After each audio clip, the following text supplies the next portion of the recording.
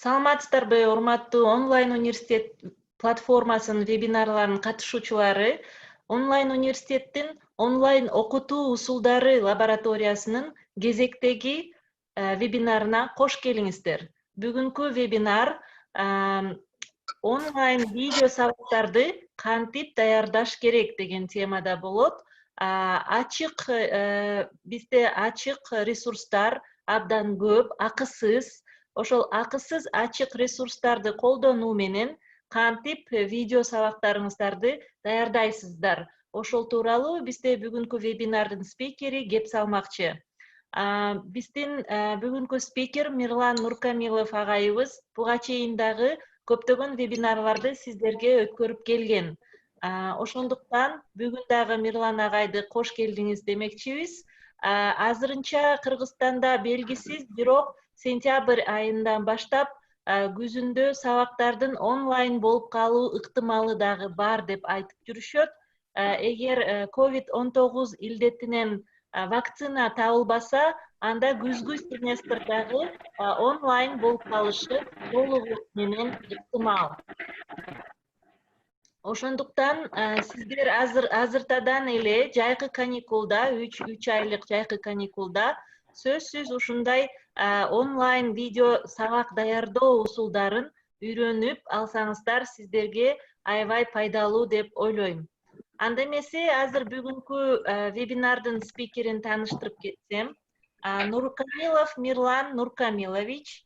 Мирлан агай Ленинграддагы, Санкт-Петербургдагы Ленин атындагы политехникалык институтту механика жана машина куруу факультетин бүтүрүп келген. Азыркы учурда эмгек эргүүсүндө буга чейин көптөгөн вебинарларды өткөрүп келген. Агайыбыз ушул жаңы санариптик технологияларды жакшы өздөштүрүп, жана биздин кыргызстандык мугалимдерге өз тажрыйбасын жана билимин аябастан ушундай волонтердук негизде бизге үйрөтүп келет. Анда эмесе сөздү Мирлан агайга берсем. Баарыңар ушул бүгүнкү вебинарга келгениңер үчүн ыраазычылык билдирем. Эми бүгүнкү сабак негизинен ушул интернетте кеңири таркалган бир жагынан бекер платформалар жөнүндө кантип видео сабактарды даярдоо ошол боюнча сөз кылабыз. Ошон үчүн мен азыр өзүм экранымды көрсөтсөм. Так, менин экраным көрүндүбү?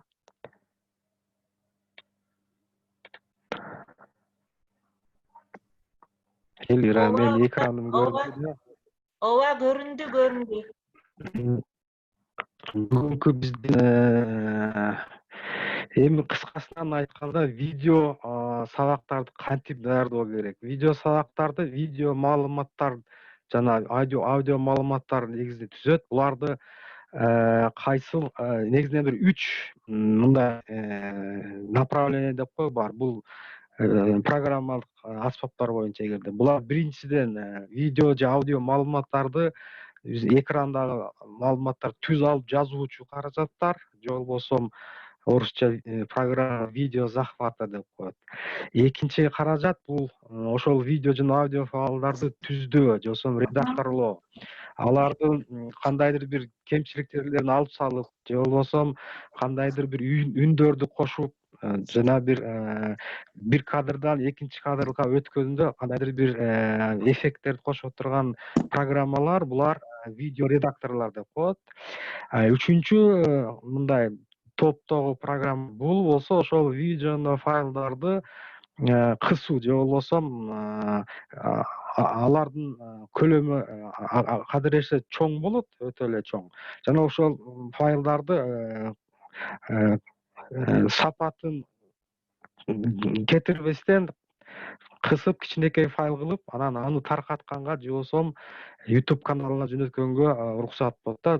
Ушул 3 типтеги программалар болуп эсептелет. Булардын ичинен эми башында ушу видео файлдын түзүлүшү жөнүндө айтып кетсек болот. Мисалы, видео файл бул баягы кинодогудай эле секундасына бир 24 стандарт түрдө 24 кадрды алмашып көрсөтө турган файл болуп эсептелет да. Мисалы үчүн секундасына 24 кадрды алмаштырып биринин аркасынан бири көрсөткөндө бизге көзүбүзгө видео болуп аткандай көрүнөт. Бирок ушул сүрөттөр кандай? Сүрөттөр алып келсек, мисалы пиксель деп коет, же болбосо бул элемент, эң кичинекей элементтер болот. Ошол чекит деп айтсак да болот. Ошо чекиттерден турат. Ар чекиттин өзүнүн түсүнө жараша, өзүнүн жайгашуусуна жараша булар жана байт болуп бекитилет да. Демек, ар бир чекит бул өзүнчө бир көлөмгө ээ болот. Ал эми мисалы бизде экранды, мисалы ноутбуктун же компьютердин экранын видео файлга алмаштырууда кандай ошол баягы пиксель деп аталган алардын көлөмү болот. Мисалы горизонтал жагынан, мисалы бизде азыр мына мен берип аткан файлдардын көлөмү мына 192 жана 108 деген форматта болот. Алардын горизонталдык размери 1920 пиксель, ал эми вертикалдык размери 1080 пикселден турат да. Демек, ушул пикселди эгерде биз өлчөмүн эсептеп көрсөк, ар бир пикселге бирден байт берди дегенде дагы бул өтө чоң объемдогу информация болуп эсептелет. Мисалы 48P, мисалы үчүн 48P деген бул өлчөмү 720 пиксель жана горизонталь өлчөм, вертикаль өлчөмү 480 болгон пикселдеги видео салак, мисалы 1 саатына бир 700 мегабайттык көлөмдө ээлейт да. Ал эми мисалы азыркы эң жогорку сапаттагы 4К деген форматтагы видео бул 7,2 гигабайт объем талап кылат да. Ошон үчүн видео файлдардын ушулардын кандайдыр бир логикада, кандайдыр бир математический аппарат менен буларды кысат да. Ушу кысуу негизинде ошол чоң объемдогу файлдар кыскарат да. Кадыресе азыркы учурда 10 эсе кыскарта турган видео форматтар бар да. Эми ошол программалар жөнүндө айтып кетсек, жана биз айтып кеттик, биринчи бул экранда жана микрофондогу үндү жана видеону тартып алуу, то есть ошону видеого алуу. Бул жерден эми эң эле мен силерге бир айтып кете турган, предлагать этип турган файл бул OBS Studio деген система. Бул биринчиден бекер. Экинчиден чоң мындай эмелери бар да, возможностьтары. Эмнесин дегенде биз видео файлдарды сахнага бөлүп, ошол жерде сахнага ар кандай сүрөттөрдү же болбосо жана өзүбүздүн видео камерадан чыккан сүрөттөрүбүздү койсок болот. Мисалы азыркы учурда өзүңөр карап көрсөңүздөр, мода көрсөтүлгөн бир нече видео захват кыла турган программалар бар. Анын ичинен мисалы үчүн бул жерде бүгүн OBS болот, жана Debut деп коет. Бул да VideoPad деген системанын кошумча жардамчы программасы болот. Бул дагы ошол экрандан видеону алып берүүгө жардам берет. Кийинки бул видео файлдарды түзөө, же болбосо редактор, программаларды редактор. Силер мисалы видео файлдарды экрандан жаздырып алгандан кийин ал жерде кандай эле бир кемчиликтер болушу мүмкүн. Мисалы пауза болуп калышы мүмкүн, же болбосо кандайдыр бир звук үн жактан кандайдыр мындай кемчиликтер болуп калышы, шум болуп калышы мүмкүн. Ошондо ушул жерлерде ошо файлдарды түзөп, кесе турган жерин кесип, алган жерин алып, анан же болбосо башка бир видео файлдарды кошо турган болсок, ушул жерде ошо видео редактор программалар жардам берет. Бул жерде мисалы үчүн биз бүгүн аракет кылып көрөбүз. VideoPad деген жана Ice Cream Video Edition деген ушу эки программаны карап көрөбүз. А так карап көрсөңүздөр, мындай программаларында бир нече тобу болот. кийинки бул ошол биз уже даяр кылып алган видео файлдардын эгер стандарттык түрдө алса, азыр эле айтып кеттим мен, көлөмү өтө чоң болот да. Ошол көлөмдү сапатын жоготпостон туруп кантип кичинейтип алат, кыскартып алат. Ошол жөнүндөгү программалар, булар видео программаларды конвертация кылуу деген программалар болот. Ал жерде мисалы бизге бүгүн аракет кылып көрөбүз жетишкенге Handbrake деген жана Xmedia Recorder деген. Булар дагы бекер программалар, буларды орноштуруп алып иштетсеңиз болот. Ал эми калгандары башында определенный бир күнгө бекер болот, анан кийин акча төлөшкө туура келет да.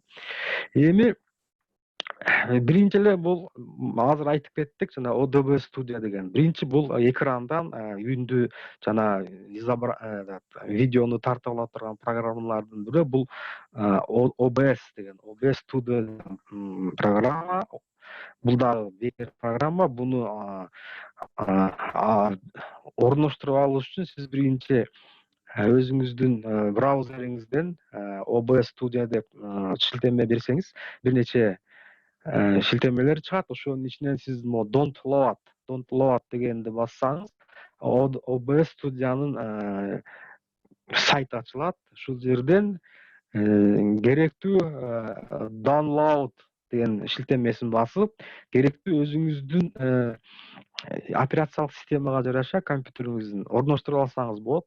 Мисалы 32 биттик болсо, же болбосо 64 биттик болсо, ушул жерден Don't Load Installer дегенди алсаңыз, сизге загрузка кыла турган каталогуңузга ол Adobe Studio деген Full Installer деген файл келип түшөт. Ушуну сохранить этип алып туруп, анан ошол файлды сиз алсаңыз, Adobe Studio установка болот. Мисалы, Adobe Studio установка болгондо өзүңүздүн азыр эми ошол Adobe Studio боюнча кичине бир-эки практика жүзүндө көрсөтүп берели. Мисалы, мына мен азыр ошо Adobe Studio'ну мен экран көрүнүп атабы? Элира. Көрүнүп атат. Ооба, көрүнүп атат. Мына Эми Adobe Studio'ну запуск кылдым. Adobe Studio'ну запуск кылганда өзүнүн негизги экранын көрсөтөт. Бул жерде негизги экраны азыр эми биздин компьютерибиздин күчү жетет экен ушуну запуск кылып көрсөтүп бергенге. Азыр күтө турайлы анда.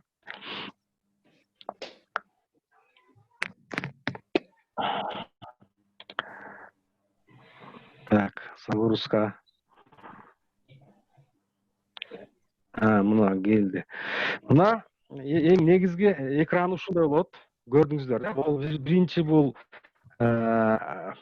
биз Загоры такие. Кийинчиси, эгерде муну сол жакта карасаңыздар, сцена деп турат. Бул дегенде мисалы биздин сахна деп аталат да, сахна деп турат. Бул жерде сиз ушул сахнага кандайдыр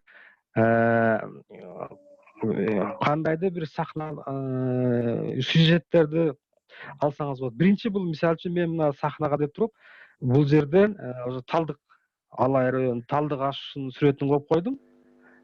Бул бизге мисалы үчүн бул мындай сцена деген болуп калат да. Аны үчүн кандай жасаш керек? Сиз бул жерден мына плюсту бассаңыз, кайсы сахнаны кошойлу дейт. Мисалы, сцена 2 деп турат.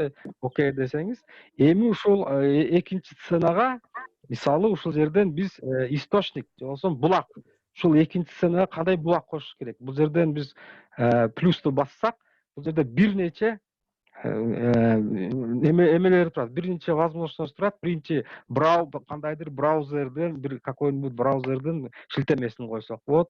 Же болбосо кандайдыр бир USB'ден аудио файл же видео файл келип атса, ошону койсок болот. Мисалы, мен сахна деп атканда, мисалы үчүн бир кандайдыр бир файлды коелу. Мисалы, изображениени алайын. Изображение алайлы. Жана биз ушул жерге ушул изображенияны окей дейли. Анан ошол изображенияны файлды, мисалы үчүн файл катары болсо, өзүбүздүн файлды системадан ушул изображенияны алсак болот. Мисалы, изображение, мына. Мисалы, мага окшогон бир изображение коюп койсок болот, труба. Окей. Бул эми биздин жана ушул эле учурда ушул сахнаны, мисалы, сиз размерин чоңойтуп, видеого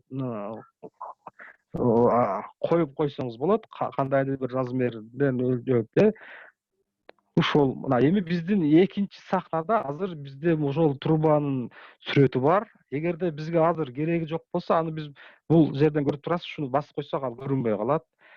Же басса кайра көрүнөт. Эми азыр кийинки эме экран. Мисалы үчүн бизде экранды көрсөтүш керек. Экранды көрсөтүш үчүн биз дагы эле плюсту басып, экран деп киргизебиз. Экран деп киргизгенден кийин бул жерден биз источник изображения биз эме деп киргизиш керек? Захват окна. Захват окна деп киргизсек, ушул жерден биз өзүбүздүн экраныбызда эмне болуп атса, ошону көрсөткөнгө мүмкүнчүлүгүбүз болот да. Мисалы, муну көрсөтпөй койсок болот же көрсөтсөк болот. Эми мен мисалы үчүнчү сахна катары, мисалы үчүн экран плюс камера деп койдум. Бул жерде мен өзүмдүн веб камерамды коюп койдум, мына көрүп турасыздар, же болбосо азыр биз ушундай жасасак болот. Мисалы плюс жөн эле веб камера деп коеюнчу, камера дейли. Камера. Камера деген уже бар экендиктен үчүнчү лице деп коелу. Мына бул жерде мен азыр ушул жерге өзүмдүн веб камерамды киргизип көрөйүн, үчүнчү сценада туруп. Так.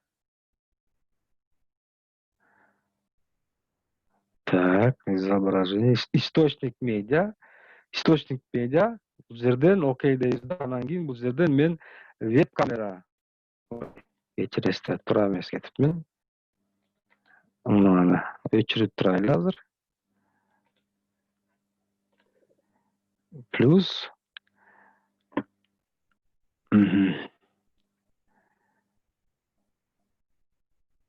так. Захват. Кечиресиздер, кана бул жерден мен камераны мындай койгон экен. Мына устройство захвата видео көрүп атасыздар, Ушуну алам. Ушул жерден камера өзү чыкты, койдум. Мына эми ошол веб камеранын эмелери чыкты, характеристикалары чыкты. Кайсы камера, кайсы эмне. Окей. Койсом, захват экрана. Сцена 3. Аны башкача коюп коюптурмун кечир. Бул жерден алып турайын. Эми сцена. Бул жерден өчүрүп турайын. Сцена 3. Мисалы мен устройство захвата видео камераны коюп атам. Окей.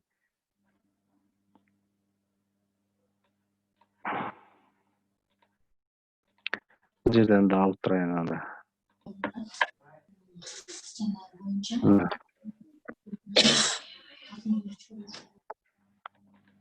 Камера.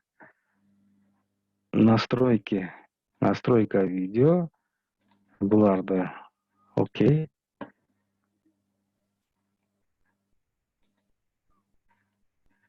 Так. Окей. Мына.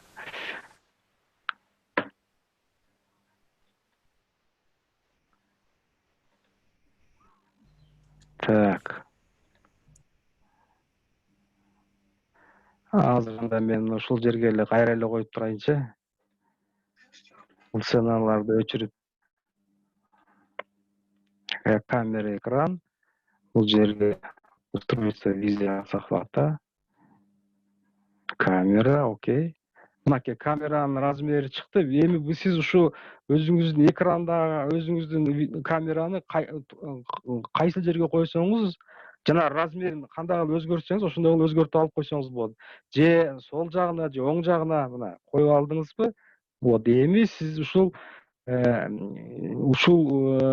камера, экран плюс камераны алсаңыз, өзүңүздүн веб камерадагы изображение экранга кошо чыгат. Так, эми бул жерден дагы бир айтып кете турган жер бар. Бул жер биз азыр предварительный настройка кылып аткан дагы учур. Эгерде биз мисалы үчүн режим студияга кирсек, могул жерде предпросмотр, бул жерде программа уже кайсы эме захват кетип атат, ошол боюнча ошону көрсөтө турган программа жасап атат да. Азыр эми жөнөкөй эле студияга бул жерде настройкага кирип, мисалы сиз ушул азыркы биз жасаган сценаларды кандайдыр бир клавиатурага орноштуруп алсаңыз болот да. Мисалы үчүн горячие клавиши деген бар. Мисалы үчүн мен запись баштоо дегенди мен F10ке коюп койдум. Остановить запись дегенде F11ке коюп койдум. Аны сиз өзүңүз бул жерде коесуз. Мисалы үчүн мен жасаган биринчи сценада ага өтүш үчүн мен F1 клавишасын бассам, экранга өтүш үчүн эки клавишасы. Ал эми камерага мен экранды алсам, анда F3 клавишасын бассам, анда ошол жака ошол көрсөтөт да. Ошол настройка. Эми мына мисалы азыр сиздер менен кошо отуруп алып туруп биз видео захват кылганга аракет кылалы. Ал үчүн могул жерде начать запись деген бар. Дагы бир айтып кете турган нерсе, начать запись дегенде запись каерге түшөт? Аны ушул настройкадан көрсөңүз болот. Мына выход деген жерде мына запись куда каерге жазылат? Мисалы үчүн бизде азыр видео деген папкага түшөт, ушул жерден көрсө болот деген сөз да. Мисалы азыр биз ушул экран жазып көрөлү. Вот ал үчүн начать запись деп коет. Начать записьти бассак, азыр мына запись башталды. Эми мен мына бул программаны алып коеюн дагы, кандайдыр бир мына презентацияны мисалы үчүн баштап көрөйүн сиздерге. Мына презентацияңызды баштадыңыз, ал жазыла берет, сүйлөгөнүңүз кете берет. Жана эгерде биз экранды койгон болсок, анда экран оң жак же сол жагыңызга жараша кете берет. Жана эми остановить запись кылайлы. Мына остановить запись болгондон кийин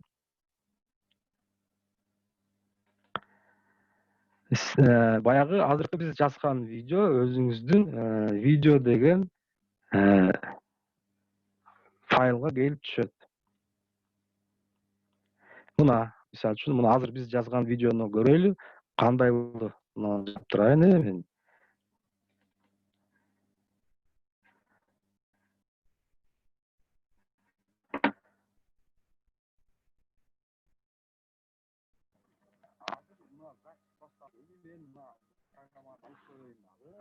Кандайдыр бир презентацияны мисалы үчүн баштап көрөйүн.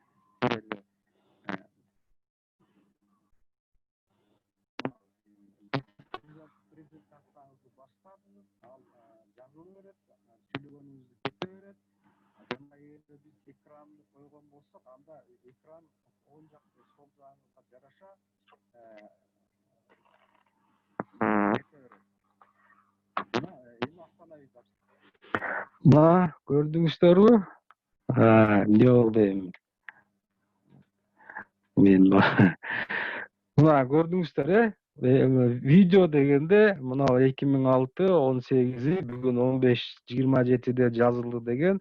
Азыр биз канча бир ашып барса 37 секунд болду. 37 секунддун ичинде 4,43 мегабайттагы видео информация жазылды азыр.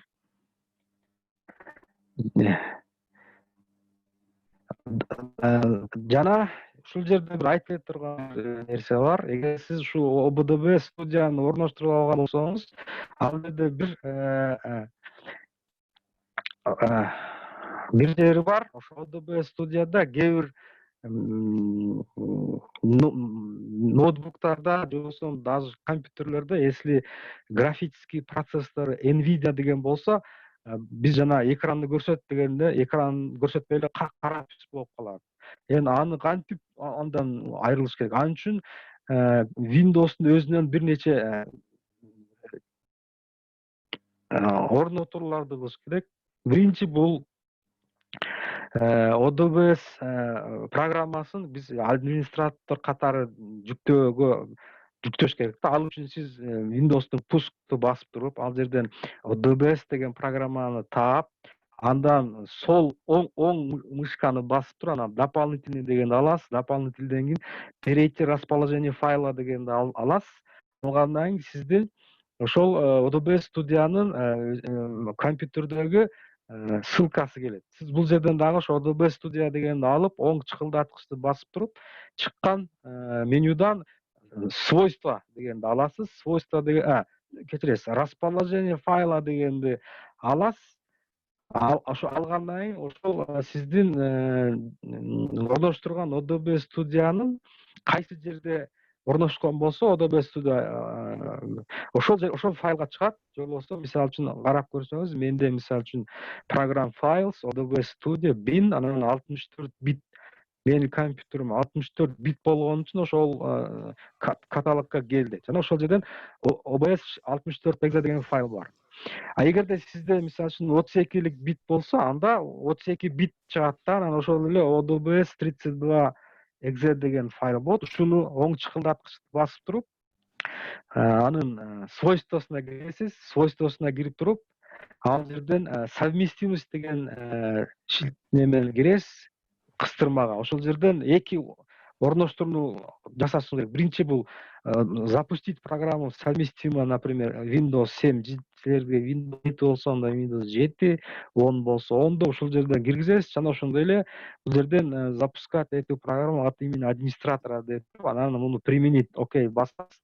Кийин экинчи орноштуруу бул ошол жана биз айтып аткан Nvidia деген видео картабызды дагы ушул ODBS студиясын таанытыш керек да. Эгерде ошо ODBS студиясы кирбей тааныбай калган болсо, анда экран кара болуп турат. Ал үчүн сиз мына рабочий столдун ачык жеринен эле сол оң мычкылдаткычты басып туруп, панель управления Nvidia дегенди алышыңыз керек. Андан кийин ал жерде Nvidia'nын өзүнүн панели чыгат. Ушул жерден сиз могу управление параметрами 3D деген бар. Ушуну алсаңыз, ошол жерден глобальный параметры, программный настройка бар. Ушул жерден программный настройка киресиз дагы. Бул жерде көрсөтүлгөн биринчи сапка ушу добавить деген кнопканы басып туруп, ODBS студиянын киргизиш керек. Ошол жерде айнекче чыгат программалардын аты боюнча. Дөңгөлөк чычканчанын дөңгөлөктөгүн айландырып ODBS студия деген программаны таап туруп, ушул программаны добавить выбранную программу деп кошуп коюшуңуз керек. Жана ошондой эле могул экинчи пунктта бул жерде интегрированный графическая оборудование деген пунктты ушуну алып коюшуңуз керек.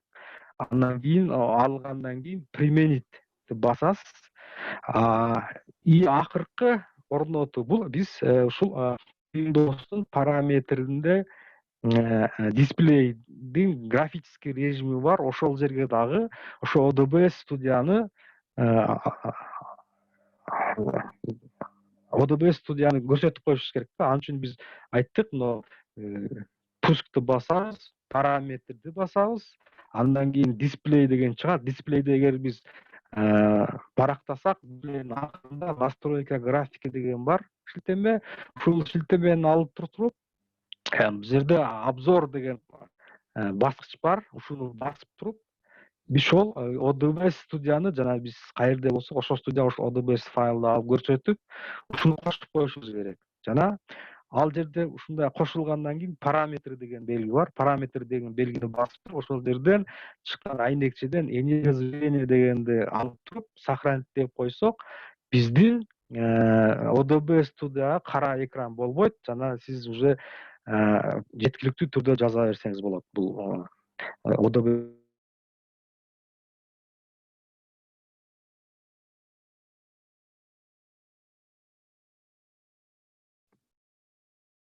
Мирлан агай угулбай калды го. студияны иштетишчү. Эми ODBS студия боюнча акырында эме атырдагы угулуп атабы? Ооба. угулуп атат. Болот. Мен каяка өтүп кеттим азыр. Так. Кээде угулбай кетип атат. Мен жоготуп алдым өзүмө. Мына. Азыр эми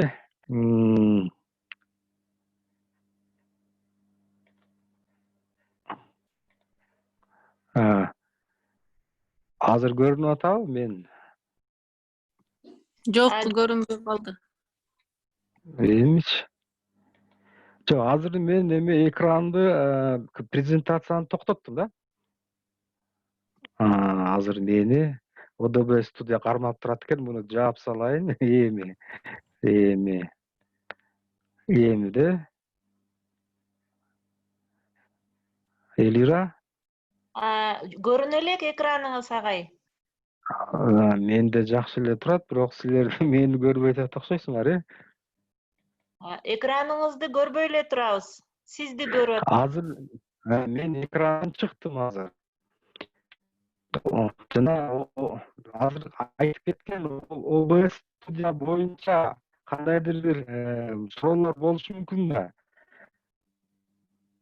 Мен азыр мына кыскача айтып кеттим. Эгерде презентация керек болсо, мен силерге ссылкасын жөнөтүп коеюн. Экинчи мен айта турган сөз бул жанагы видеопад деген графический видео редактор. Ошол жөнүндө айткым келди эле. Эми азыр мына биринчи видео захват боюнча суроолор барбы дегенди мен азыр сурап атканым да. Эгерде же суроолорду акырына салайынбы, кантип ойлойсуңар? Суроолорду акырында агай. Акырында, Анда мен азыр ушул экинчи бир программалык среда бул видеопад деген жөнүндө айтып кетсем азыр.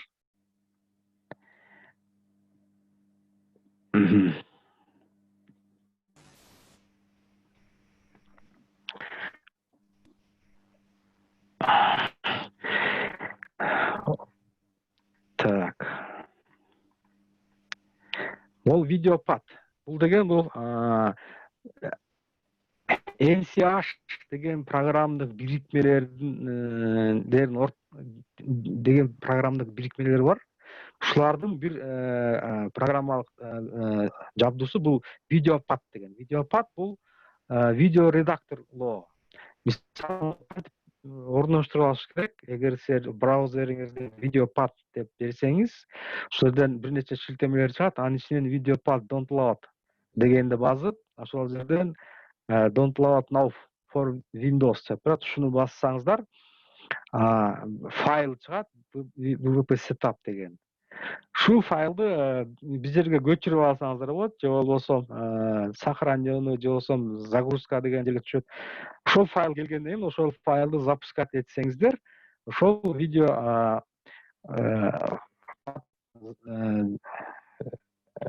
неме болот. Мен азыр сиздерге ошол файлды видео редакторду запускать этип берейин мына менден. Айтып кеттик, бул бир нече программалардан турган болуп эсептелет. Башында түзгөндө эле, мисалы үчүн жаңы проект же болбосо мурунку ачылган проект боюнча ачкыла деген мындай неме берилет. Айнекче сиз мисалы үчүн новый проект десеңиз, мына ушул видео өзүнүн экранында болуп эсептелет. Эгерде айтып кетсек, бул жерде биринчи эле сапта бул иконка катары кеткен, ал эми үстүндө меню катары кетип атат. Негизгиси бул жердеги экран, бул жердеги аймак. Бул жердеги аймакка сиз баягы редактировать эте турган видеону киргизесиз. Видео же аудио файл болобу, же изображение болобу, ошонун бирөөсүн киргизсеңиз болот. Мисалы, азыр биз киргизип көрөлү. Добавить файлы, сол оң эмени бассаңыз чыгат, же болбосо бул жерден деле открыть дегенди басып, редактировать этип турган файлды бассаңыз болот. Мисалы, биз азыр эле жасаган эмени ачып көрөлү. Азыр биз жасаган файлды ачып көрөлү. Мына бул файл болчу.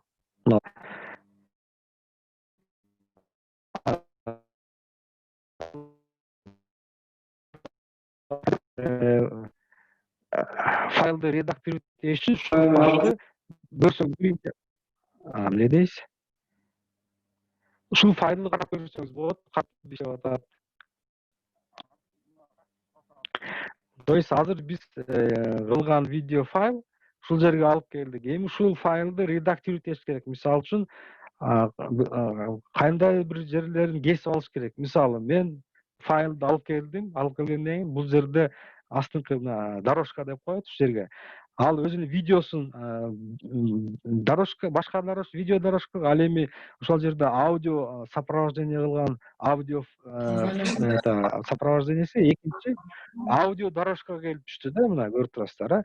Эми ушул жерде мен ушул кесип алсам болот. Мисалы мына баштапкы жерде мисалы үчүн мына 3-4 секундтагы жерди мен азыр кесип алайын десем, келебиз да кайчы менен кестим дейсиз. Мына могул жер уже сиз азыр ушуну алып туруп өчүрүп салсаңыз болот. Аны мисалы үчүн оң кнопканы басып туруп удалить десеңиз, башында жүргөн 3-4 секундка чейинки убакыт сиз уже алып койдуңуз. Эми сиздин видеоңуз ушул жерден башталат мисалы да. Кетти мына. Эми мисалы сиз орто жолдон бир кандайдыр бир керексиз эпизоддорду алып койсоңуз болот. Мисалы мына могул жерден мен кестим жана ушул жерге чейинки эпизодду мага кереги жок да, мисалы туура эмес эпизод. Ушул жерде кесип жана могул белгилеп алып туруп кайра эле оң клавишаны басып туруп кесип алсам болот. Мына кесип салдым. Эми бул эгерде биз баштап воспроизведение кылсак, ушу кетет.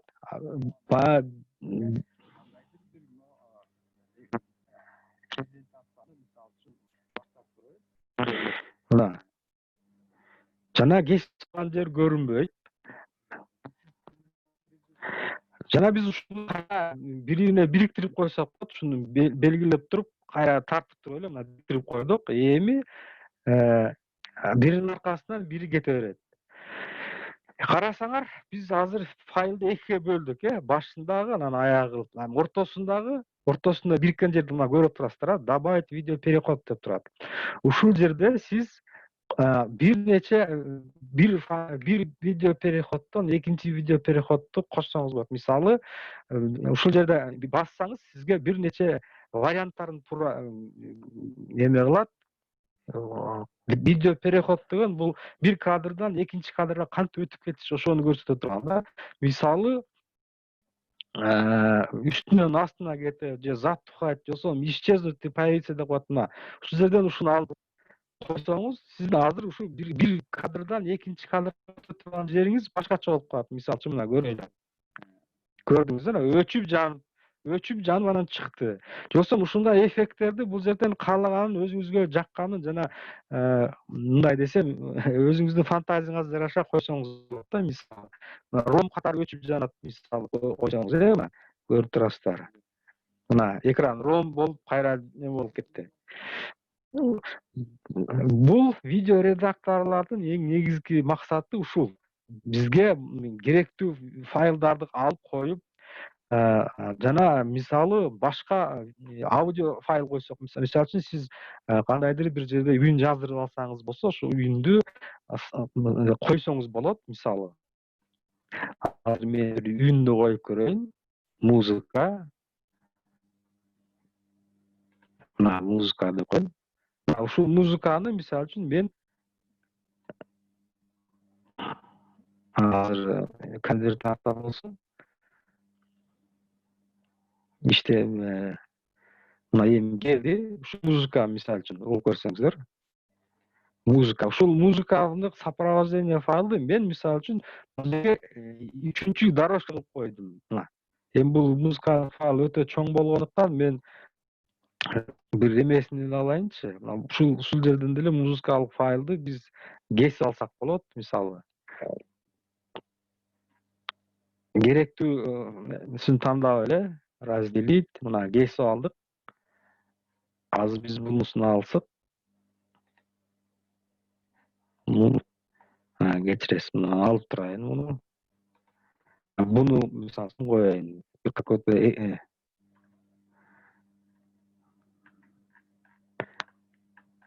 Муну башына коеюн. Эми мен ошол өзүмдүн видео жазган видеомду азыр могул башка музыка менен коштойм да, мисалы үчүн.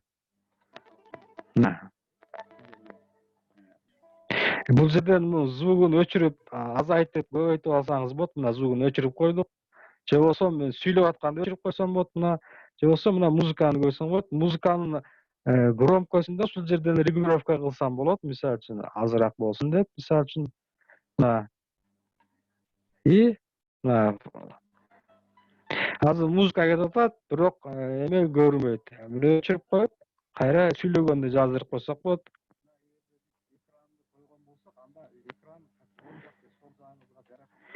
Мына ушул эгер баардыгын топтоп болгондон кийин, сиз бул файлды мисалы үчүн жазышыңыз керек. Ан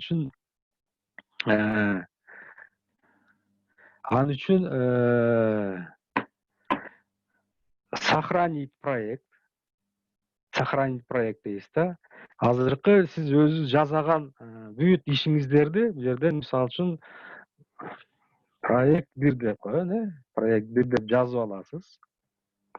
Бул жерде сиз буну ошол видеопадтын проекти боюнча жаздыңыз. Бирок аны сиз жасалган эме видеону башка бир форматка которушуңуз керек. Мисалы үчүн YouTube'дун же кандайдыр бир же ушул жерден эле сохранить на диск. Же болбосо экспортировать как файл, экспорт кылсаңыз болот. Мисалы үчүн бул ошол жерден проект кайсы MP4 форматтагы же кандайдыр башка форматтагы видео файлга аны сиз сохранить этип койсоңуз болот. Мына мисалы үчүн салат этип. Азыркы биз жасаган бүт ишибиз ошол MP4 деген проект 1, MP4 деген видео файл катары жазылып атат. Жазылат жана ошол боюнча дискке жазылып калат. Жана сиз ошол MP4 файлды уже YouTube'га улассаңыз болот. Же болбосо өзүңүздүн онлайн вебинар болуп атканда ошол жерден коюп көрсөтүп берсеңиз болот. Эми азыр бул жерде көбүрөөк убакыт талап кылат, бирок азыр жарай берсин, биз башка теманы андай карай берели. Болбосо ошол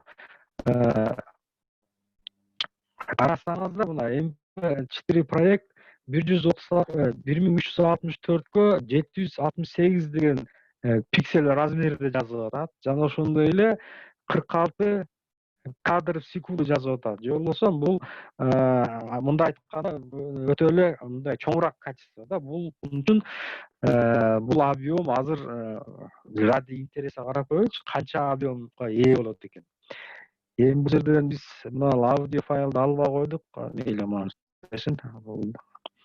мына жерде канча деп атат? 3 мүнөт, 4 мүнөт, 50% бир 5 мүнөт деп атат экен. Мейли жаза берсин.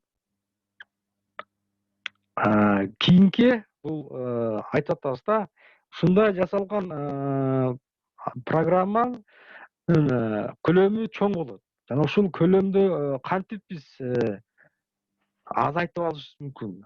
Ошол үчүн атайын видео конвертер деген программалар болот. Ошол программаларды сөз айтып кетсек, ал жерде бизге мен сиздерге мындай тартуулайт элем. Бул программа Handbrake деген программа. Так. Вот, Handbrake деген программа. Бул да бекер программа. Буну да сиз интернеттен көчүрүп алсаңыз болот. Ал үчүн издөө сабына Handbrake деп берсеңиз бир нече шилтер чыгат. Ушул жерден Don't Load дегенди бассаңыз, Handbrake деген программанын ачылат. Ал жерден Windows үчүн, мисалы үчүн Windows система үчүн 64 бит болобу же 32 бит болобу, ошого жараша бул жерде шилтелер чыгат. Ошону алып туруп, аны сиз жазып аласыз. Мисалы үчүн менде бир 2 жума мурун 1.3.2 деген версиясы болду эле. Бүгүн карасам уже 1.3.3 деген версиясы чыгып калыптыр. Ушуну ушуну деле сактап, андан кийин ошол файлды, мисалы үчүн келет, ушул файлды шелкат этсеңиздер, анан мондай программа орнолот. Ал жерден желательно бардык пункттарга ооба деп жооп бергиш керек. Ал жагын мен көрсөткөн жокмун.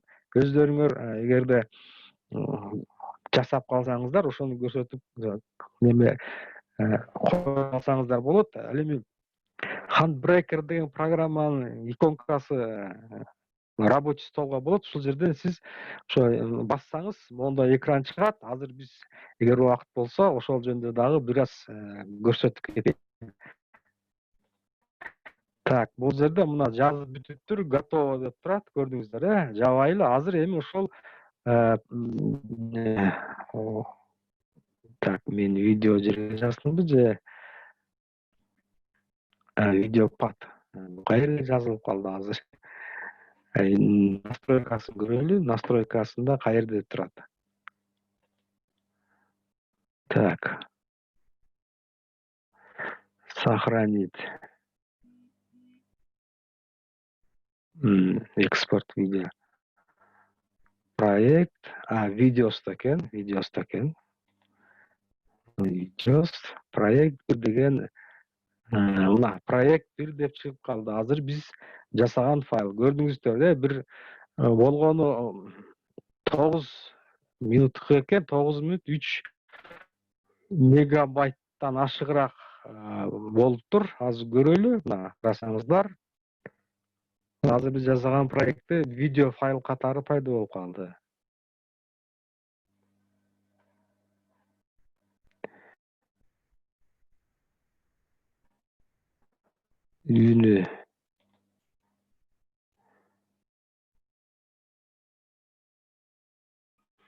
Үнү чыгып атабы?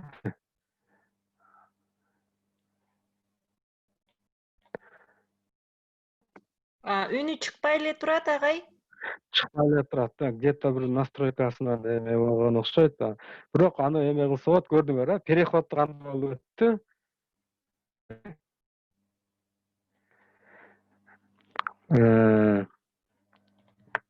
Буну өзүңөрчө карап көргүлө. Үнү чыгыш керек. Эмне үчүн дегенде, эмнегедир мен бир кабыта настройкасын туура эмес коюп койдум окшойт. Же башкача бул жерден кесип, биякты алып салсам, удалить. Мына кичинекей болуп калды. Мен могул жерде өчүрүп койгон турбаймынбы? Кой, тамызайын болбосо.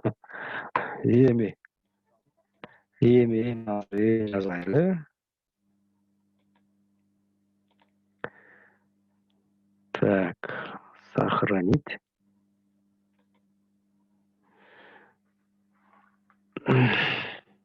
Сохранить. Экспортировать видео. Файл видео, проект. Ушул канча керек? Азыр тез болот, жана видео звук алсам. Мен көрдүм да, бул жерде өчүп калган экен, ошон үчүн звук чыккан жок. Эстедиңер. Ошон үчүн муну кайрадан тамыздым. Ал эми видео проектте звук чыгыш керек.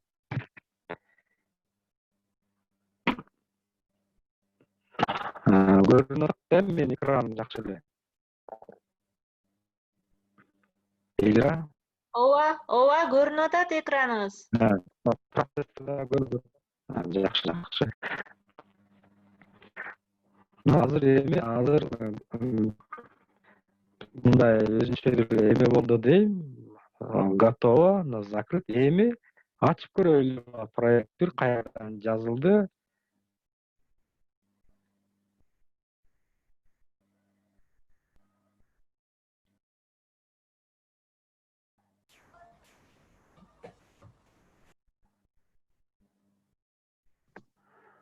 Тура тургулачы. Кечиресиздер. Экен.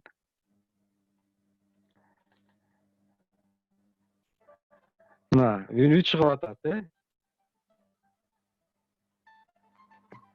Ооба, чыгып атат.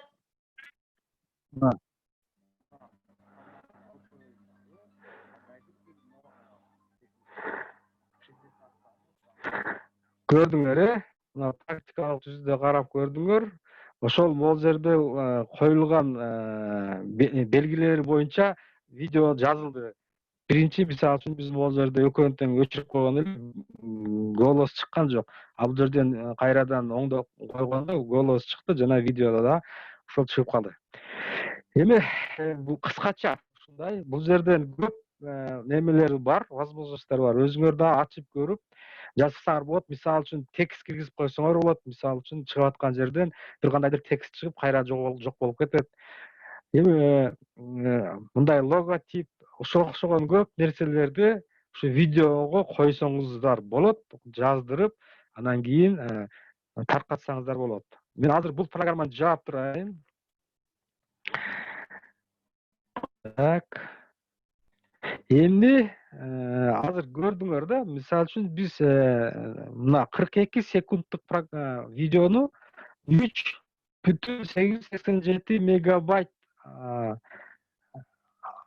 объем болду да, карап көрсөңүздөр. Эми бул көппү, азбы? Карасаңыздар 42 секунд болгон. А эгерде муну 1 мүнөт болсо канча болот? 1 саат болсо канча болот?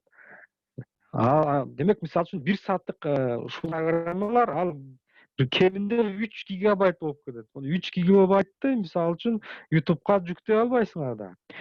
Мына ошол файлдарды кысып, аны сапатын жоготпостон кысып жасай турган программалар ошолорду могул видео конвертатор деп коет. 3-чү типтеги программа. Мисалы үчүн биз силерге Handbrake боюнча айтып кеттик. Мына мен азыр ошону иштетип атам, Handbrake.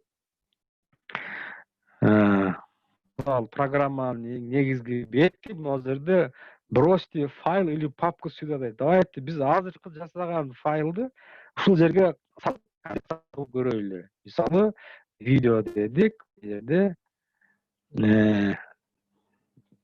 так, мына проект 1 MP4 болду. Шуну ачтык мына. Ушул проектти биз азыр ачтык. Эми ушул проектти биз азыр мындай азайтып кысып көргөнгө аракет кылып көрөлү. Эгерде биз карасак, биздин проект мисалы үчүн мына 1080p жана 30 дегени бул 1080 жана 30 кадр секунд деген эмеде жазылган болуп эсептелет.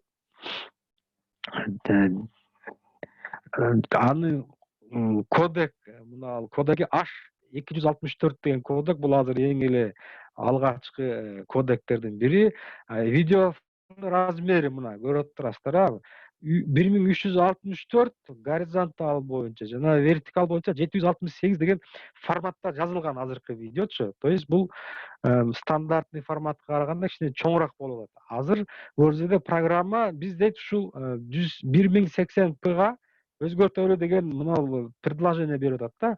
Эми размер деген пунктты карасаңыз, бул жерде автоматтык түрдө видеонун, мисалы үчүн кээ бир видеолордун чекелери кара түс болуп калышы мүмкүн, мындай кара фон, жосун үстүнөн кара фон. Ошого окшогон нерселерди ушул жерде мына кадрирование деген жер бар. Ушул жерде алып салат, өзү автоматтык түрдө алынып калат да. Эми бул программа ушинтип аныктаган. Бирок биз үчүн, мисалы үчүн сапат керек, таркат. Ошон үчүн биз пользовательская кирип, бул жерден мына кесилип кала турган жерлерди нөлгө коюп коюшубуз керек. Андан кийин, мисалы үчүн биз видеону 1364 эмес, азайтканга аракет кылайлы. Мисалы, буну же болбосо стандарттык түрдө мына форматта алып көрөлү. Мына please general 100 fast. Ушул форматта аны жасап көрөлү деген мааниде да. Видеону мына 30 кадр секундту биз кадр секундту азайтайлы. Мисалы үчүн 24 кадр секунд, жосо 25 кадр секундту койсок, постоянный кылып турупчу. Эмне үчүн дегенде, ар бир кадр секунд сайын биз 30 секундтан 5 кадрды алып салабыз деген мааниде да. Демек, объем азаят. Эми бул аудио деп коет, мындай атайын даярдык керек муну өзгөртүш үчүн. Ал үчүн жөн эле тийбей эле коелу. Азыр биз эми 30 кадр секундтан 24 кадр секундка түшүрдүк жана ошондой эле размерин бир аз азайттык. Мына эми ушуну биз азыр проект 1.1 M4V деген форматта чыгат. Начать кодирование деп коелу. Мына азыр кодирование башталды. Бирок эми кичине көп убакыт алат. Бул жерде канча деп атат? Аз эле экен, 18 секунд дейби ооба. Аз күтүп турайлы, могу кадрирование бүтүп атат. Биз азыр мына бүттү. Азыр эми көрөлү. Ушул жерде азыр M4V деп мына проект 1 M4V деп чыкты. Объемун көрсөңүздөр, объем 2 мегабайт болуп калды. 1 мегабайттан тай объемду биз азыр алып салдык. Эгер ушуну азыр биз көрсөк кандай болот? Көрүп атасыздар, музыкасы кетип атат. Экранда качествосы ошондой эле болуп турат, качествосы. Качествосы деле ошол эч кандай көп мындай потеря болгон жок. Сөздөр, тамгалар сонун эле көрүнүп турат. Бирок биз азыр мындайча айтканда исходный объемдон 3/2 бөлүгүн алдык да. Эгерде ойлоп көрсөңөр, 1 сааттык видеодо бир 30 гигабайт болсо, ушундай акма менен кыссаңар, анда сиз 30 гигабайт эмес, 3 гигабайт кээде эгер жакшыраак карап баштапкы видео файлдын стандарт түрүндө болсо, мисалы үчүн баягы сүрөт катарган болсо, кодекс колдонбой туруп жасалган болсо, аларды кыскартканда 10 эсе кыскартабыз. Мисалы үчүн 3 гигабайттык файлыңыз 300 мегабайт гана болуп калат. Бирок ошол үчүн ал эми 300 мегабайт файлды сиз YouTube'га оңой жүктөсөңүз болот. Ошон үчүн ушул видеону кыскартуу программалары колдонулат. Эми мен бүгүнкү айта турган сөздөр ушул. Эгерде кандайдыр бир суроо жооп болсо, мен айтып берейин. Экранымды токтоттум.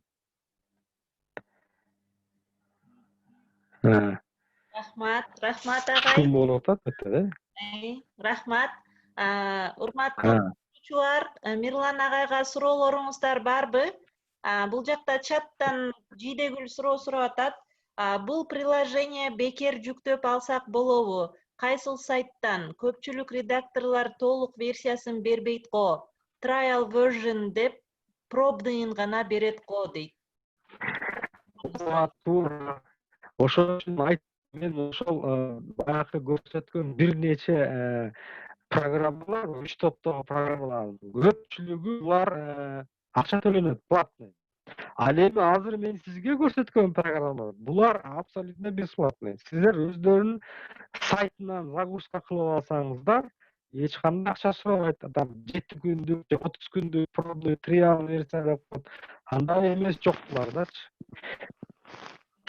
Мына мисалы өткөндө да айтып кетишти эле, Bandicam деген программа боюнча. Экранды видео захватлаткан программа Bandicam деп. 30 мүнөт бекер көрсөтүп деген. Бирок мен ал жерде сиз жазат экенсиз, бирок ал жерде баягы фирманын аты бар, водный знак деп коет го, жана ошол калып калат экен. Сиз жазбайсыз, бирок сиз баягы видеодо водный знак калып кетет экен да, ал деген бул деген болбойт деген. Сиз ошондо тиги Bandicamды каматкан болуп каласыз, ал деген болбой калат экен. Бирок бир эмеси бар экен. Бул жерде жанагы крек деп коет экен, не деп коет эле, мисалы үчүн мында атайын ачылып мындай крек мисалы үчүн. Ал эми мындай айтканда бул мыйзамдуу иш эмес, бирок айланып чыкса ошол алып иштесе болот. Ошондой программалар бар. Ошол пираттык, ал ошол программаларды искусственно регистрация кылып коет, анан сиз уже как полноценный регистрация кылып иштей берсеңиз болот экен. Андай шарттары да бар. Ошого мен айтып кетет элем, мен мисалы үчүн ошол биринчи ОБС студия бул эч кандай бул открытый система, адамдардын ошо өздөрүнчө мындай чогулуп ошо жардам бериш үчүн жасаган система экен. Андан кийин кече жакында мен баягы бир реклама көрдүм. Бул Момамевиев деген бир программа бар. Момамевиев деген. Бул Россиялык Министерство обороны таркатып атыптыр.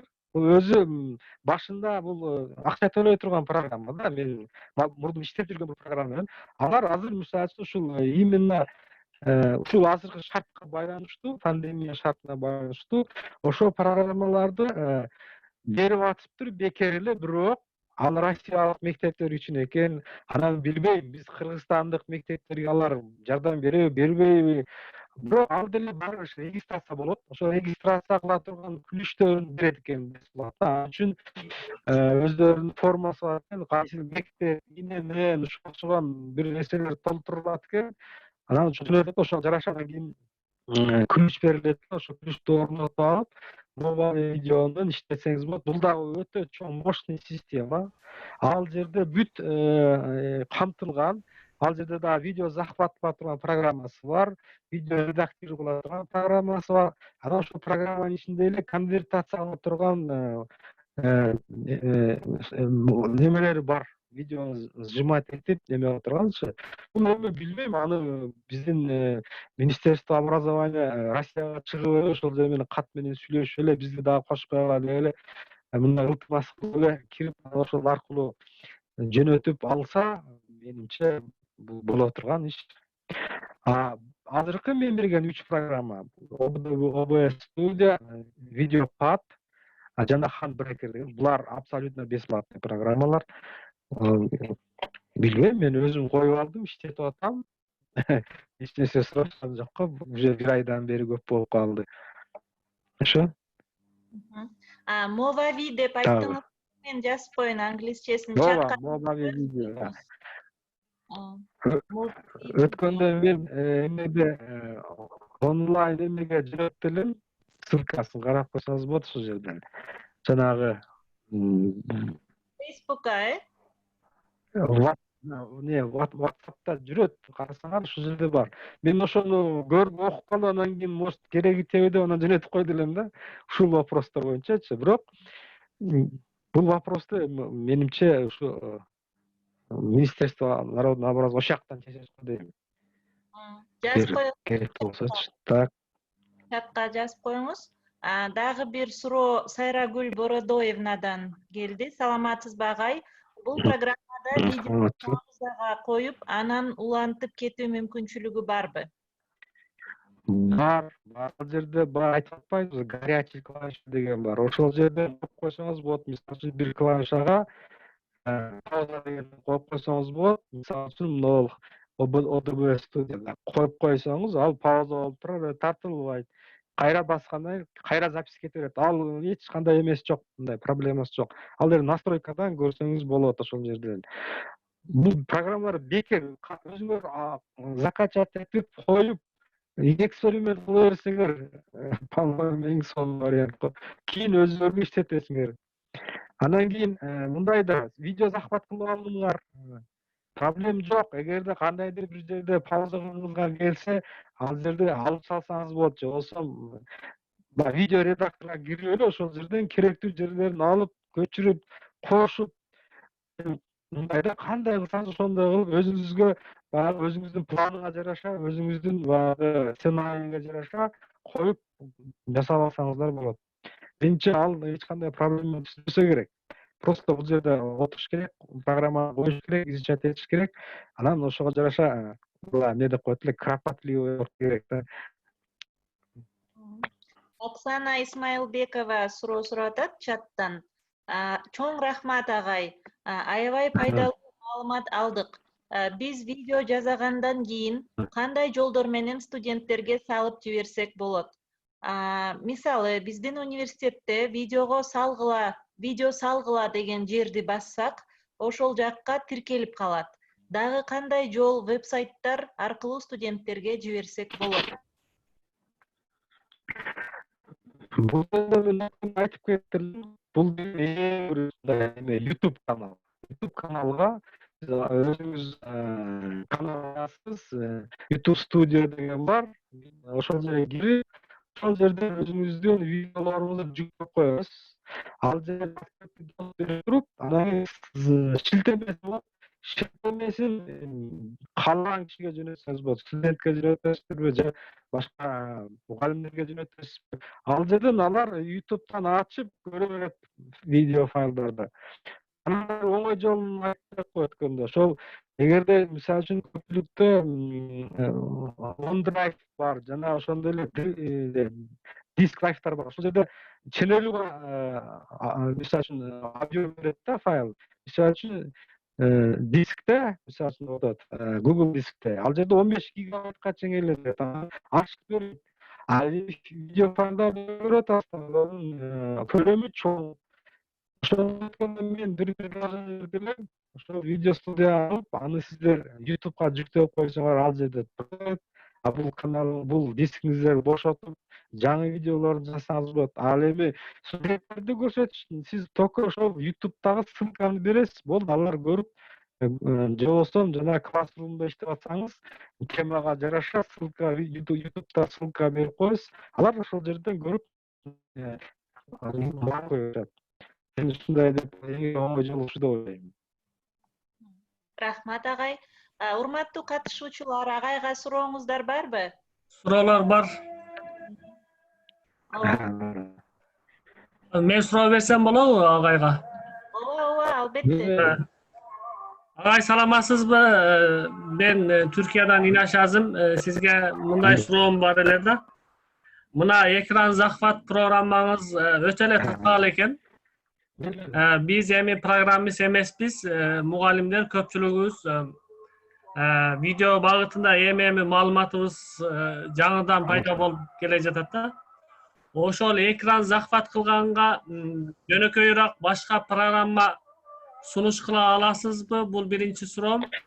Экинчиси, бир эле мезгилде биз экранды көрсөтүп, ошол эле мезгилде микрофонду дагы, мисалы биз сүйлөп ошол экранды, азыр сиз көрсөткөндөй экранды да көрсөтүп, ошол эле мезгилде микрофонду жаздырууга, микрофондон үн жаздырууга болобу? Экинчи суроом ошондой болчу. Анан видеонун видео конвертер программасы боюнча да айтып кеттиңиз го. Ошондо видеонун сапаты түшүп кетпейби? Мисалы сиз видео конвертер кылганда видео жаздырып алдык, аны котордук. Канчалык видеонун көлөмү чоң болсо ошончолук видеонун сапаттуу болот деп билем да. Анан биз аны которгонубузда баягы видео сапатсыз болуп калса, баягы окуучуларга да көрүнбөй калса, майда жазуулар болсо, ошол боюнча да маалымат берип койсоңуз чоң рахмат алдынан. Рахмат. Бул ODB студиянын башка дагы программа көп. Мына биз айтып кеттик видеопад деп. Видеопад программанын ичинде анын өзүнүн программа захваты бар. Дебют деп коет. Кичинекей программа. Ошол программаны иштетсеңиз да болот. Ал азыркыга караганда оңоюраак. Бул ODB студия бул көбүнчө жанагы неме деп коет, жанагы стрим, видео стрим деп коет. Билесиздер да, азыр көпчүлүк адамдар компьютердагы оюнду жасап, анан ошол стрим туруп туруп, анан YouTube'га орнотушат. Ошол үчүн колдонот негизинчи. Аны биз өзүбүздүн ишибизге да колдонсок болот. Ал деген эмне үчүн дегенде, ал деген экранды көрсөтүп берип атат, экранды видео жазып берип атат. Демек бизге да керектүү. Ошол үчүн колдонобуз. Экинчиден, ошол студиянын бир жери бар. Сиз ошол өзүңүздүн жазып аткан видеоңузду прямой трансляция кылып койсоңуз, YouTube'га же кандайдыр башка ошол Twitch деген сервистер бар. Ошолорго трансляция кылып койсоңуз да болот да. Misal üчүн онлайн болуп калышы мүмкүн, онлайн, мисал үчүн экзамен болуп калышы мүмкүн онлайн. Ошондо сиз ошо ОДБ студия аркылуу прямой трансляция кылып койсоңуз болот YouTube'га. Түшүнөсүз да? Экинчи, жанагы конвертация боюнча. Азыр биз ошол сиздерге именно ошо сапатын жок, сапатын түшүрбөй туруп жасай турган программалар көрсөтүп атабыз да. Ошол настройкадан көз каранды болот. Эгерде исходный файл, баштапкы файл, обычно баягы экрандын разрешенияси катары кетет, например, 60 кадр в секунд деп, мисалы үчүнчү, видеоңуз экранды алат, 60 кадр в секунд иштейт да. Бирок 60 кадр в секунд деген 30 кадр в секундтун айырмасы эки эсе болуп атпайбы? Эгерде сиздин видеоңуз 60 кадр в секундта жазылып калган болсо, анын баардыгы YouTube'га кереги жок. YouTube'га достаточно 30 же болбосо 24 кадр в секунд, 25 кадр в секунд. Демек сиз ошол эле кадр в секундтун ортосунда эле баштапкы видеоңузду 2,5 эсе кыскартып атасыз. Качество өзгөрбөйт, ошол эле орунда. Ошол настройкадан башкасы бар. Бул жерде мисалы үчүн 1 секундда 60 кадр эмес, 30 кадр көрсөткөндө сиз эки эсе утуп атпайсыз. Качество ошол эле боюнча калат. Азыр мен как раз сиздерге да көрсөтүп бербейм практика жүзүндө. Тартты, анын баардыгы YouTube'га кереги жок. YouTube'га достаточно 30 же анын видеосу көрсөтүп, видеосу көрүнбөй качествосы. Бир аз болушу мүмкүн, бирок ал окунумдуу, түшүнүмдүү болуп турат да. Мындай деп айтат сиздергечи. Андан кийинкиси кандай суроо эле? Жооп бердим окшойт. Ошо дебют деген программа, видеопад деген видео сактоо программасы бар. Кирип көрсөңүздөр, бул жерде баягы NCS деген программа көп программаларды тартуулайт экен, баары мындай. Арасында платный бар, эмес бесплатный болот экен. Качество көрдүм, бул өзүм эместеп атам. Рахмат. Микрофон боюнча баягы экранды бир эле мезгилде тартып, микрофон боюнча жаздырса болот. Болот, ал жерде бүт ошол программа видео захватта орноштуруулар бар. Сиз мисалы үчүн микрофонду включать этсеңиз, отключать этсеңиз, же болбосо программада башка микрофон салсаңыз, мисалы үчүн USB микрофон, ошол микрофонду кошуп койсоңуз болот. Ал жерде бүт настройка болот. Мындай отуруп тактап көрүш керек да, тактап карап көрүп. Мен мисалы үчүн айтат элем, азыр баарыбыз деле видео захватта орноштуруулар бар. Сиз мисалы үчүн микрофонду включать этип койсоңуз, ошол жазылган нерсени карап, окуп, аны дагы бир предложение дегенде YouTube'да программалар иштете турган сабактар өтө эле көп. Өтө көп. Ал жерде сиз YouTube'га келип, ОДБ студия десеңиз, толтайм эле чыгат көбүнчөчү. Толтайм сабак бар. Ошол жерден ачып, өзүңүзгө керектүү проблемалар болсо карасаңыз болот. Даже мисалы үчүн ОДБ студияда болот деп берсеңиз чыгат. Ошол аркылуу өзүңүз үйрөнүп, аны настроить этип аласыз. Өтө көп. Дагы. Рахмат. Барбы? Саламатсыздарбы, баарыңыздар? Рахмат, Мирлан Камилович, абдан пайдалуу маалыматты бердиңиз. Менде 3 суроо бар. Биринчиси OBS студия боюнча. Бул кайсы форматтарды, бардык эле форматтарды поддерживать этеби? Мени AVI форматы кызыктырат. Экинчи суроо, могу жерде захват экранына болуп атат го. Ошондо редактировать этүү мүмкүнчүлүгү, вот совместимость программ бири-бири менен, мисалы кээ бир экранный редакторлор жанагы бир программаны да тартылганды башкасы окубай эметет го. Ошол жөнүндө айтсаңыз.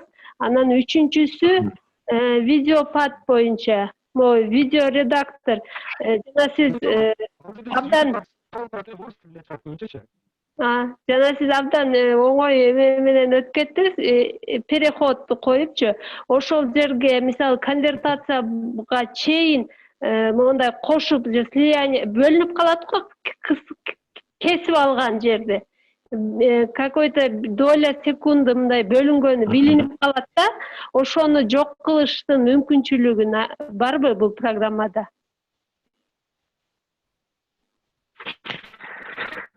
Биринчи жанагы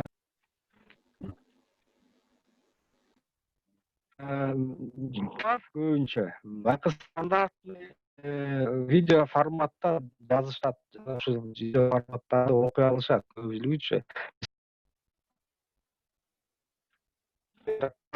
Окуп баары иштешет.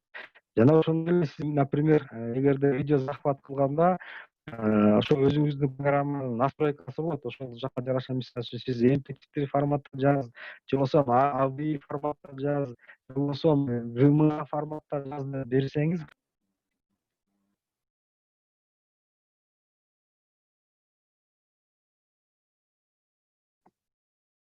Угулбай калды агай. ошо стандартный ачат. Эгерде редакторлор көпчүлүгү ошо стандартный немелерин баарын түшүнөт. Эме ал ошол видеону ачып атканда автоматически керектүү болуп кое берет. Сиздер көрдүңүз го, жана мен видео ачып атканда бир время кетти, мындай определенный время кетип, жана өзүнө конвертация кылып алды.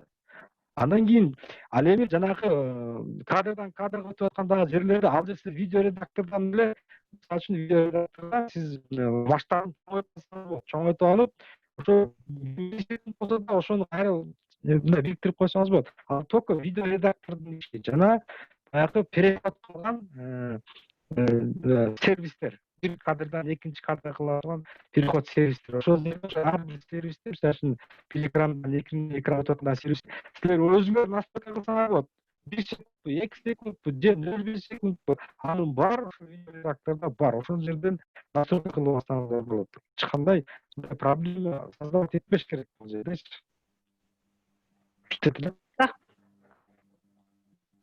Рахмат. Рахмат агай.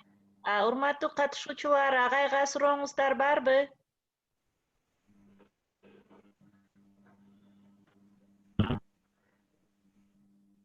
Сурооңуздар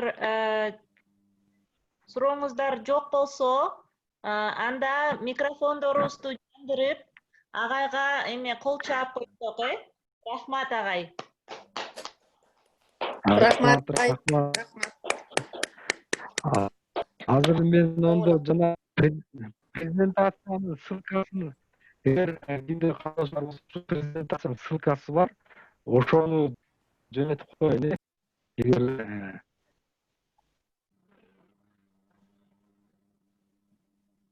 кимдер ошол презентацияны алып карап коймош, так кетип калат деген болсо, мына азыр сиздерге мына чатка мен ошонун ссылкасын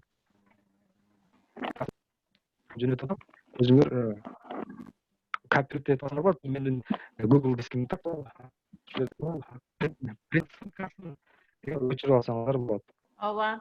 Агай презентациясын чатка жазды, ссылкасы Google дисктен. Ошол жерден көчүрүп алсаңыздар болот агайдын презентациясын. Ал эми бүгүнкү видеозапись биздин YouTube каналга чыгат.